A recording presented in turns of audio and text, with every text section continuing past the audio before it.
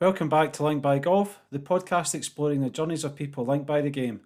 I'm your host Ross Maguire, and this week I'm joined by Craig Watson, a former winner of the British Amateur Championship and also a former Walker Cup player and captain. In this episode we discuss Craig's golfing journey, his experiences in elite amateur golf, playing at the Masters and the Open, and what it's like to be involved with the Walker Cup. Let's go over to Craig. Delighted to be joined by Craig Watson. Craig, how you doing? It's been a while. Oh, very well. It's been a long time. Hi, long time no see. Good to see you. Hey, Craig, we're going to start with a wee story. So I was just going to ask, are you the only man who's ever won the East of Scotland Championship, playing 17 holes with a wedge as a putter? Quite possibly could be, yes. Not one of my finer moments, but I managed to. I was used to putting with my sand wedge anyway, just because I don't like to carry too many clubs around these friends.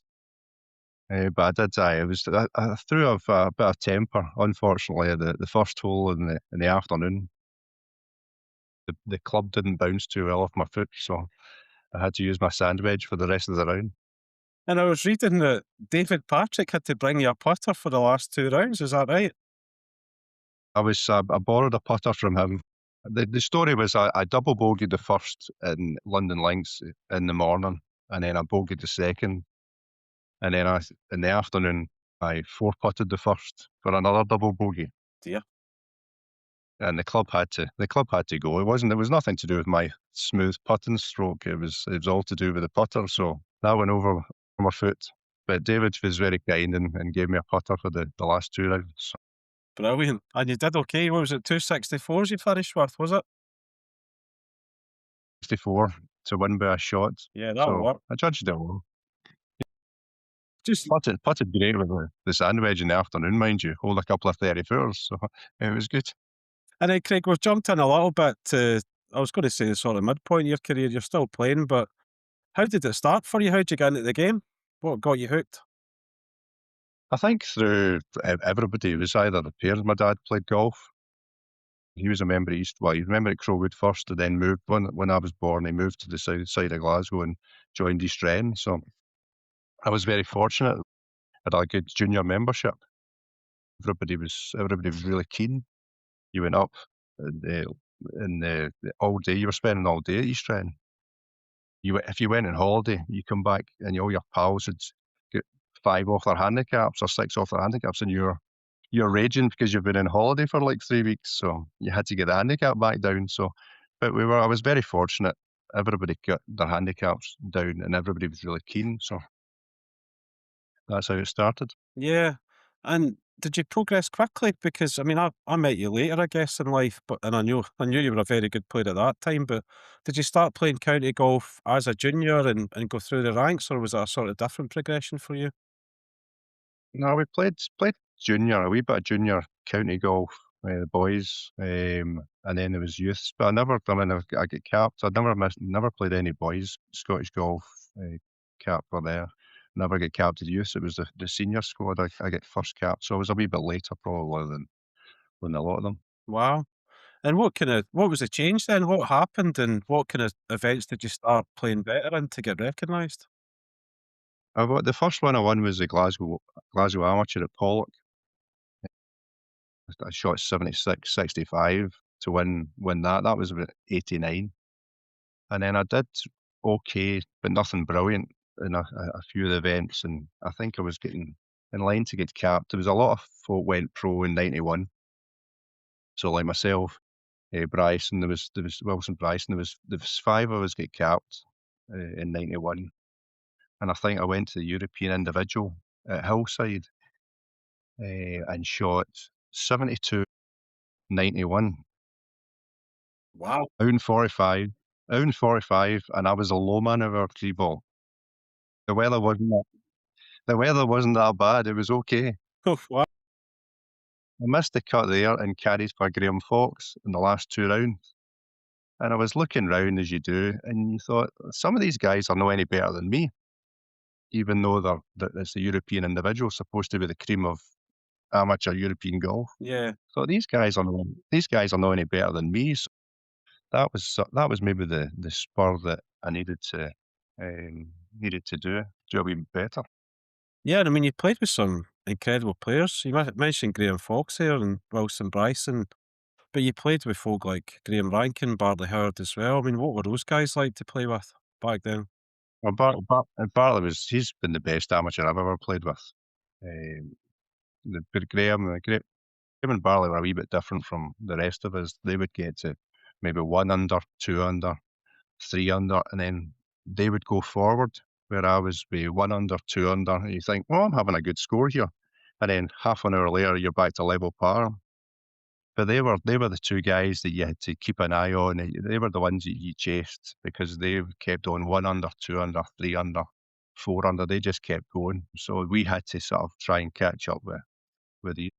Yeah.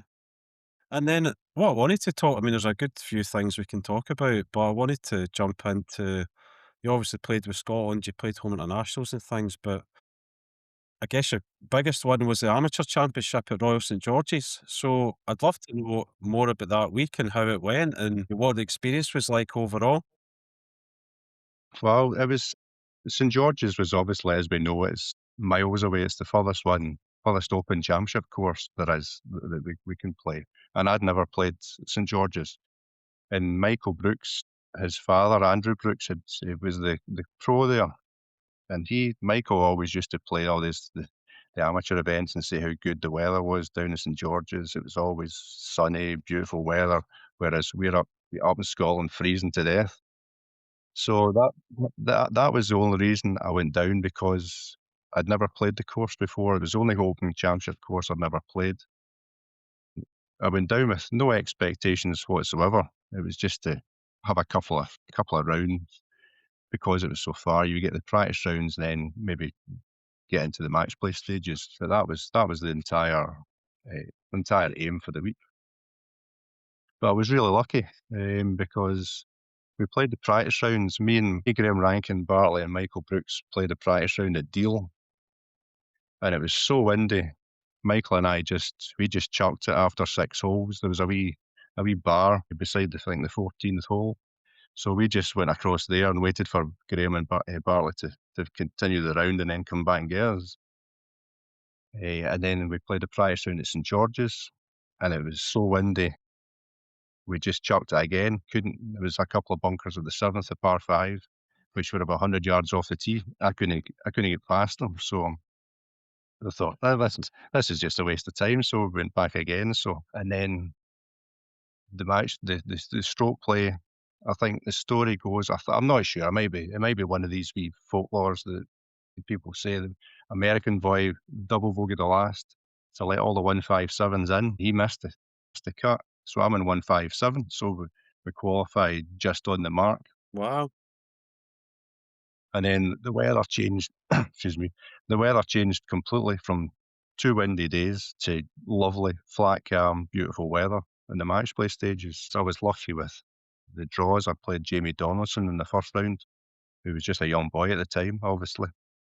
Managed to beat him, and then played 3 Scottish boys, David Patrick, Graham Fox, and James Clive. Right. So nice games because I knew them. It wasn't a case of, "Do you know this guy? How good are they?" It was chatty all the way around. And then the semi-final, the quarterfinals, I played James Clive. I won at the 19th, and Bartley was playing Colin Edwards, and Bartley would beat me 7 or 8 times out of 10, no bother at all. Bartley got beat, so suddenly I'm playing Colin Edwards, who was a nice guy, English boy. I'm thinking he's no Bartley. There wasn't many people like But Bartley, was there? That was the thing. that was not. So that was not. So the pressure was taken off of me from potentially playing Bartley, who I would have had to play out of my skin to beat. Then you're thinking there's a better chance here of winning, and then you manage to win that, and then you get to the final, and it's 36 holes. It's not a sprint. Trevor Immelman. Am I right in saying that did Bartley caddy for you in the final as well? Bartley caddied for me. He was. I think he was more popular for the TV cameras than I was. Because at the time, Rangers obviously Bartley being a big Rangers fan, Rangers had just won the league Right. very recently, and they went back to Ibrox for a party, and it was when Gaza was in the team, and Bartley's wife and daughter had gone to Ibrox to celebrate, and they'd got a "We Love Gaza" hat. Right. So Bartley was wearing this "We Love Gaza" hat in the final. So at lunchtime, the cameras, I went away from a lunch and Barley got interviewed on the television wearing this "We Love Gaza" hat. So he was having a great time. That's awesome. And then you mentioned that So you played Trevor Immelman in the final. Trevor, I played him in the final. He was just a young boy, 17 years old. And the weather in the morning was flat calm. It was beautiful, but it wasn't suitable to me. I liked it to be windy, but he was two up after 18. He was cruising. It wasn't even a close two up. And then the wind got up in the afternoon, which was ideal for me because I would never birdie many holes. I never want to go out and shoot a lot of birdies. I could do the pars, no bother. So you just churned out pars. The weather was perfect for me, windy, and it knocked him off his stride a bit. And it's such a tough course as well, Craig. I mean, I know that from brutal experience playing at St George's. God. For the listeners that maybe haven't played it, some of the holes on St George's are so tough, like forced carries, just incredible shots into greens, and then it's like buried elephants everywhere in the greens as well. It's incredible, the place. I no birdies in the final, but it wasn't a case of unlucky. I was never even close to any birdies. And then I went down. There was the amateur was played a few years later, and I went down again and played it. And I thought, my God, how difficult is this course? I mean, it just shows you how good professionals are. They make courses look easy, but it was too difficult for me. It was certainly too difficult for me. Gee, on that very trip, you saw it firsthand. But yeah, that was incredible. So when you were playing against Trevor, was the Masters and the Open, were they in your mind at all? Were you thinking about it, or did you just stay away from that completely while you were playing? Fortunately, I know that was I didn't even think about these things. I've always thought to win the amateur again would be more difficult than winning the first time, maybe, because you would get out of it. You would get a trip to the Masters, you would get a trip to the Open. I was fortunate because it was a Walker Cup year, so I managed to Walker Cup. But I was completely oblivious to all the things that you could get out of it. It was only driving up the road after the final when Barley mentioned, you'll get the Masters this now, and you'll get the Open, and you'll potentially Walker Cup now. And I think to myself, thank God I didn't think of that when my 3-footer up the hill at the 16th. Oh, that's awesome. And was it 90? It was 97 you won, right? Is that correct? Yeah, yeah, So would that have been May time for the amateur that was wrap? June. June. For the June. Aye. And you played the Open straight away at Royal Troon as well the next month. Well, fortunately, if you go to the furthest golf course for the amateurs, St George's, I got the nearest course to the house for the Open. So you get the courtesy car to the door instead of having to find some accommodation for the week. So yeah, I got Troon, which was fantastic. And what was that Open like, Craig? Because I mean, I went to see it and I saw you coming off. I think it was coming off 17 green. I was there with some of my pals. But what was that experience like? It was really good. I mean, obviously I'd played Troon plenty of times anyway, but to play it with all the crowds, all the stands was great. I finished badly. I had no bailout shot. I could have hit it left. I could have hit it right. Very rarely did I hit it straight, but I was getting up and down from everywhere for, I think after 27 holes, I think I had about 20 single putts. Jeff Magger, I don't think was very complimentary about my game, my putting. After the first round, I think he mentioned something about if I wasn't putting well, I would be somewhere else. So I managed to hit one of my pals, I think it was the 14th. I hit it one of these ones. I hit it dead straight left out the middle. Walked up to my ball, and my mate's standing there going, "Who you hit me in the back there?" Hope he stopped if it going in the bush. No, well, right, he did, but I finished badly. I finished bogey, double bogey, bogey to miss the cut by two. No, I didn't realise it. But I it didn't was, remember I that, Craig. was, I was, I missed it, but it was because obviously it was windy in the first day, and everybody was shooting low in the first round. Yeah. Shooting low in the front nine and then holding it together in the back nine. But thought the weather would be, I thought the scoring would be lower than it was. So I finished. I played a stupid shot at 16, took bogey, and then double bogeyed 17, and then bogeyed the last to miss it by two, which was unfortunate. And that was the But that was the Open that Barkley did. I mean, aye, he Bartley made was the cut, didn't he? Yep, he did fantastic, aye. So he was unfortunate. He was the only amateur that made the cut. So I could have had a wee game with him in the last two rounds if I'd made the cut, but wasn't it to be. And am I right in saying it was back in the days when equipment was, what's the word I would use? Uh, Quite a lot of equipment going out going out each day into the golf bags. I think he was.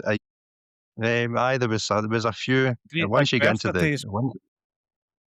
aye, there was once you get into the habit of asking for clubs, then once you started to asking for clubs, then it was difficult not to. I think Barley went home with at least 16, 17 clubs every day. Yeah, yeah, I remember that. But no, I mean, the equipment. I mean, you were the reps were quite keen for you to use anything they were. Yeah, absolutely. And then, Craig, I was going to ask you about the Walker Cup that year as well. So, what was the Walker Cup Yeah, experience like after that? that was fantastic. By winning the amateur, I sort of get in the back door to the Walker Cup. I was never considered for the. I wouldn't. I was in a few squads, but you wouldn't have reckoned me when making any of the teams. So winning the amateur got me sort of in the back door. But I had a thoroughly great time. I thought to myself, I'm going to enjoy it. I'll probably not get a chance to do this again. It was over in the States, which was even better. It was fantastic. And there was five Scots, me, Graham Rankin, Bartley, Stephen Young, and Michael Brooks qualified that year. Wow. So we thought we had a pretty good team, but it was we got annihilated 18-6. But I I, didn't I know had there a was I had a great time. incredible. There's five Scots, and I was going to say it was four. I knew there was definitely four, but the fives are phenomenal. There was five of us, so the 18-6, it finished 18-6. I had a great time. I thought I'm going to enjoy it. The experience, the the course was set up like a US Open course, so it was really thick, rough round the greens, which is something I'd never thought about or got the experience of playing. I really enjoyed myself and did okay considering the team could be 18-6. And I managed to I won my singles and half my singles. was it Quaker Ridge it was played at that year? Is that right? Just across the road from Wingfoot, New York. Right. Wow. Well, it wasn't the longest course. I can't really remember the yardage, but it wasn't the longest course, but it was set up just like a US Open course, which was I've never experienced that since, so it was good to try your game and that sort of standard. Yeah, and I guess Justin Rose was he in that team as well? Is that right? He was only 17, I think. He was still into the Spice Girls. But he was in the team high, so I would say it was something. The only one that's come out that either the two teams that I mean, you see, obviously some of the teams that you've had amateurs that have gone on to do well on the American side and the British side. Justin's the only one that's come out of our teams that has been named, been obviously very good. So, Yeah, and I mean, I guess that just summarises how tough it is, Craig, as well, between moving from the amateur game into the professional game. Even if you've got a huge amount of talent, It's never a sort of one-to-one relationship being an incredible amateur and going to the pro game. And some amateurs No, are not right at the top and they go in the pro game and they come on a ton, and then other amateurs are really at the top and it just doesn't happen. There's never a easy way to predict. no, it's not. It's obviously a boost. You'll be more known once if you're a Walker Cup and you turn pro, then you've got a wee bit more people maybe know about you more. But they certainly know. I mean, Justin I think he missed his first 20 cuts when he turned pro. Yeah, that's right. So, but no, it was a fantastic experience. I thoroughly enjoyed it. Unfortunately, I was first reserve for 2001. Right. But I never got to play again in the Walker Cup, which was unfortunate. If you've been enjoying the show, please do remember to follow on your favourite podcast platform and share it with a friend. Now let's get back to the pod. You have got something to soften the blow though. We need to get to the next part. You played in the Open in '97 and then Yep. winning the British Amateur, or I should say the Amateur, of course, not British. Yep. Yes, you're correct. Yeah, the RNA will be on me for that. You then went to a little place called Augusta. So I'd love you to talk about not just Augusta, but how you got there. And I think a number of people went with you and what the whole experience was like, just getting ready for it and going to Augusta in the end. Well, I think getting ready for it was, I went to Australia in January. I think it was a really cold winter, I think, here. So I went to Australia, played the Lake Macquarie in Australia. I think at the beginning of January. And then basically put the clubs away for a wee while because the weather was just rubbish here. So we went to, we got invited. The story was that there's an American boy who's over in the amateur in '93, Portrush, and the winner of that year, I think, was it. Can't remember who won the amateur in '93, but he invited the amateur in '93 to come across the week before the Masters to play at Golf Club of Georgia. Right. So, and it just that seemed to carry on through the next few years, and it's still to this day. I think it's still the amateur champions that gets invited to the Golf Club of Georgia. And the boy phoned me up and said, "Would you like to play against Matt Kuchar, who he was the US amateur champion at the time, and he played his college golf. He played his college golf at the Golf Club of Georgia." Right. So I said, "Oh, no bother. I would enjoy a game with Matt." So this was the week before the Masters. So we went out, flew out to Golf Club of Georgia. Our clubs and clothing never arrived until later on in the same day that we arrived, but it was a wee bit later. So we get to the Golf Club of Georgia, and you walk in, say hi to the receptionist, blah blah blah. You get into the pro shop, and all these things there's like the open courses. You get into the clubhouse, and there's flags with Golf Georgia Cup on it, bags with Georgia Cup on it, head covers with Georgia Cup on it. So I said to the pro, "What's this Georgia Cup? It's this." He says, "Oh, that's what you're playing against Matt tomorrow in." It's all right, okay. I thought I was just having a wee friendly game with him.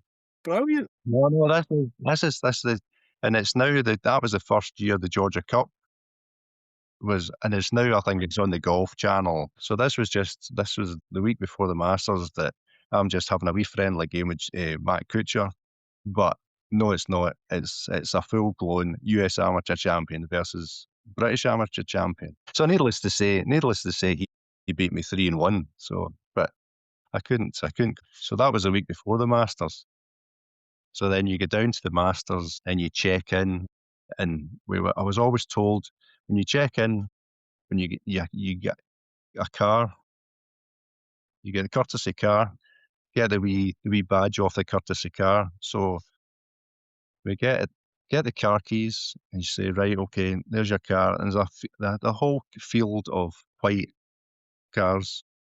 So I get into the first car I see, I think, all right, start trying to start the engine, and nothing's happened.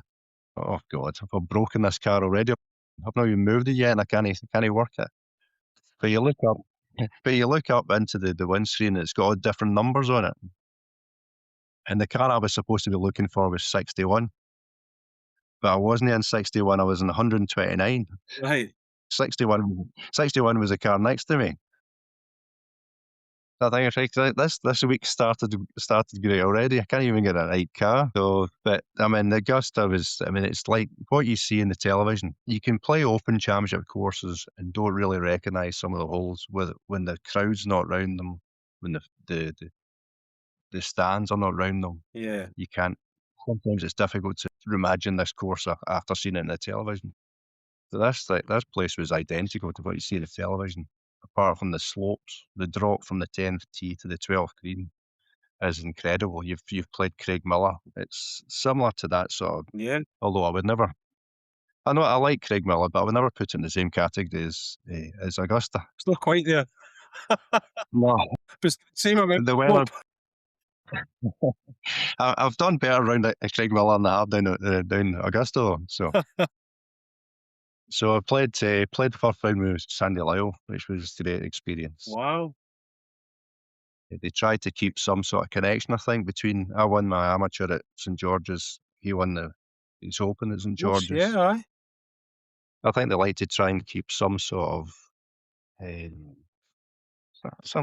not a coincidence, but that sort of thing for the different. Because Gary, I think the South African played with another South African, Right. one of the amateurs. Well, I think they try and keep people together. So. Yeah. But then they were still doing the redraw after the first round. No, they were doing the redraw for TV purposes after the first round. So all the rubbishy scores went out first, and the good scores were kept for the TV. So I managed to play with Arnold Palmer in the second round. Wow. When did you Which in itself was find out about that, Craig? Was it on the Thursday night you found out? probably by the Thursday night, I think. The weather wasn't very good Right. on the Thursday, so it was a wee bit delayed. So we played 3 balls in the second round, Right. which fortunately was playing with a young Swedish boy as well. So it wasn't me, just Arnold Palmer on my own. It was somebody else as well. But it was a fantastic experience to play with somebody as great as that and as loved around Augusta as he was. And that's incredible because the coincidence there is that Gary Wilson played with Arnold Palmer as well. And Aye. in the Masters, fun enough after being amateur champion. Yep. Aye. So I don't know what age he was, but he was obviously getting on in age. So and his scoring obviously wasn't as good as what it used to be. So there was more chance maybe of that happening than it would have been in the earlier years, I think. Yeah. And what was the experience of the course like? I mean, you mentioned the slopes, but what about the crowds and just the atmosphere that was there as well? What was that like compared to what you'd seen, or even at the Open the year before? No, the crowd. I mean, you anticipate once you know you're playing the Masters, you anticipate the first hole, and it was everything I anticipated. I had to lag a 3-footer and tap in for a 6 at the first. Wow. Everything. The putt and stroke. I never liked to putt in the fast greens. Right. You can just see the putt and stroke disintegrate in front of you. The figure of 8 is more exaggerated after a wee while, and then follow through is less. So, but so I took double bogey the first. When I played, the front 9 hadn't been covered in the TV. Right. The back 9 was always the ones you see in the TV. Yeah. So the front 9 was a wee bit more of a mystery. Right. And I spent the front 9 trying to hitting the fairways fine, but having to hit under trees to carry bunkers and things. I was out in 42 in the first round, and I get to the 10th tee, and there's a big scoreboard at the 18th for people coming through the 17th. Uh-huh. So I'm 6 over, thinking, oh, this is going to be my worst nightmare. And I saw in the big scoreboard Ben Crenshaw through 17, 10 over. Wow. And I was thinking, right, come on, you've got something to go for here. Got to beat Ben Crenshaw. But you got to beat 10 over. But the back nine had been covered by the television, so you could basically play what you'd seen in the television, Yeah. and that's all I did. I parred nine through to 17, and I three whacked the last. Just for good measure. Yeah, for a 79, and that was just purely because I'd never seen the front nine before. But I'd seen the back nine, and I think if you've seen a hole or a course in the television, then you can judge how everybody plays a hole. I mean, it was the 11th was a hole I'd always thought, oh God, there's water on the left hand side. What happens if you hit it? Oh, and it's a long hole, but there was three knobs just short right. So if you hit a less club, hit it out right, you've got a chance of bouncing onto the green. So it was these wee things that you knew what to do. And it was just a case of trying to do them. I mean, the pressure was off. You're 6 over after 9. The pressure's off. You might as well try and enjoy the back nine. Yeah. And that's what I did. And then the second round was exactly the same. I didn't learn anything in the front nine. I played it just the same rubbish I had in the first round. But I was able to do exactly the same as I did in the back nine. And I managed to get a couple of birdies as well. So shot 7. What an experience, so to go to Augusta and just get that chance to, well, first of all, to play with Sandy, who's Scottish hero, Aye. right? I mean, to play with Sandy round Augusta where he'd won must have been just awesome. And then you played, did you not have a practice round as well with Gary Player and Jack Nicklaus? We had a it was really through Stephen Dundas won the amateur in '92, Right. and he went across and his caddy. Stephen played at Highs Castle, which is just down the road from me. Uh-huh. He had a caddy Les McLaughlin, Yep. who he took over. Yeah, if you don't know Les, you've probably heard him. So he went across and caddied and try and organise the practice rounds. Right. So they stand in the practice area and they organise practice rounds. Les was a pal of mine. He came out to caddy for me as well. I thought I'll get him to caddy for me because he's done it. He should know his way around. Blah blah blah. So he organised a practice round, and Gary Player said to him, "I remember you. You caddied for Stephen Dundas." So Les was made up with all this. He was just chuffed. So I played Gary Player, Ballas Sevi played, and Frank Nobilo. Goodness. So that was a fantastic board ball I had. What a Sevi didn't play with. What? Sevi wasn't playing well. I mean, obviously he was going through his struggles at that point, so he didn't play particularly well. But Frank Nobilo was pretty impressive. It was a fantastic experience. Am I right in Fantastic saying week. you almost knocked it in the hole at 6 on the par 3 in the practice round? Probably not. One of the Probably par to 3s, me hit a green. I'm sure I saw a video of you hitting a shot pretty close. Was that at 6? That was someday. That was before AI. That wasn't me. Yeah, I knocked it quite close at 4 Might be in 4. the second Right, round. yeah, that'd been it. In the second round, I knocked it quite close. Right. Fortunately, I think the second round, the tees were off the sort of front tees. It was a wee bit easier. So, no, it was a fantastic weekend. I thoroughly enjoyed myself. Yeah. And then, Craig, I mean, we'll run forward a wee bit here. So we've talked about winning the amateur, being for, Scotland a little bit. You talked about the Walker Cup, but then later in life, you got the honour to captain the Walker Cup team. So how did that come around, and what was it like actually taking the team, having been someone that played before as well? I mean, I think they've since changed it now because I think Dean Robertson's the captain now. But before that, I think they had the criteria that you had to have played in it and you were still an amateur. So Right. there's very few of us probably left. I mean, from my team, I think there was probably only myself was maybe still an amateur because Graham Rankin's back amateur Yeah, we again. pro, haven't they? Yeah. He turned pro.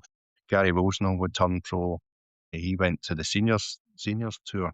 So there was very few from my team that was still an amateur. And I think this since further down the line, like Stuart Wilson's teams, there's very few still amateurs. So they were probably not that. There was not that many candidates probably. So I'd been fortunate. I'd captained Scotland team, so I had probably a wee bit of experience at captaining the team. So that's how I got selected for the Walker Cup team. It was unfortunately I took over after Great Britain and Ireland had given America a doing at Lytham. Right. So unfortunately, I had that to follow on. But again, it was a great experience of seeing what more so the background of whatever goes into the background, like the clothing. You've got selects the clothing. You go and watch all the boys playing. Although I'm not a great one for watching golf. I'd rather have if I'm watching golf, the remote control's not very far away, so I can change it into something more interesting. So I had to sort of gear myself up for sort of watching guys, which wasn't. Sometimes it was a lot of hard work standing watching people when you think I just want to get a club myself and have a go. Yeah. And what's the selection process actually like? I mean, what kind of things are going into it? Obviously, results, but what other kind of conversations would you typically have without giving detail on players, obviously? But what kind of things would you be looking at with players? I think you just go. I mean, there was four selectors, and then you just go to all the events, and obviously results have got a good bearing on who's doing what. But you're just trying to see guys and get to know some of the guys. There's an order of merit and things, so you're always sort of keeping a good eye on the order of merit. Maybe the top half a dozen are always going to be in your thoughts, and then you're just sort of trying to find other guys that are maybe been unlucky or whether they're capable of stepping up to that sort of level. So I've always just gone for results, maybe. But if you get to meet them, you can see how good they are. But it's going to be results at the end of the day. Yeah, absolutely. And then what about yourself in terms of still playing? Do you get out much these days, Craig? I think the last time I played was August the 24th at Glasgow Open at Glasgow Gales. I was miserable and I've put my clubs away in the shed in a huff for the last sort of 6 months. You've not even played county stuff in the winter, no? You'd No, be playing that. I don't get selected for these things. I don't. It's too cold anyway. You don't want winter greens and Holotine greens. So I'll bring the clubs back out. No, but this is end of January, so I'll bring the clubs back out in March, I think. I've entered a couple of seniors events, so I've got. But that doesn't. The first one is not till May for me, so I've still got Is plenty that of the time. Scottish Seniors Golf Society you're playing with for those? Yeah, I've been dragged into that. It's like a good wee circuit they've got. I mean, there's a lot of good competitions, and then obviously I know a lot of the guys, like as you said, Ronnie. You've spoken to Ronnie, Derek Payton. I know a lot. So a lot. I know a lot of the guys. So I'll be just trying to get back into the swing of things. Since I was captain, my golf I've not really played an awful lot of a golf since then. So I got a new set of clubs in 16, and I've still got the same grips as I had on them at the start. So I'll need to play a wee bit more and sort of wear the grips in. Yeah, well, I've got a significant birthday in the summer, so I might be able to get a wee game with you in the summer. There you go. Or just Ah, after. good, good, I'm going to join the society as well if they let me in. I'll be a young boy, of good. course. I'll be excluded from a lot of the big. And you can't qualify for the big teams. Aye, right. Qualify to carry the clubs, I think would be more like it. Yeah, I'm looking forward to it. I think there's some really good events and looks really well organised. And, Ronnie's talked really positively about it. Kenny Gallagher as well and Johnny Johnson. They said they've had a great time on that Scottish circuit. I mean, Kenny's been playing really good for the last couple of years. I played with Kenny last year, Yeah. and he's been really enjoying himself. So I mean, it's a good circuit, a lot of good courses. So it seems to be well organised. And to be fair, you don't see that. I mean, when we were younger, played in all the 36 holes. It was a great 36 hole circuit. But now I mean, a lot of 36 holes have got 18 holes now. Yeah, and even the So they've teams are all got, struggling as well. They can't get fields. It's crazy. yeah. Even they've all fallen away now. So it would be nice to get back into competitive golf again Brilliant. because it has been a wee while since I've bothered doing that. So And will you enter some of the national events then?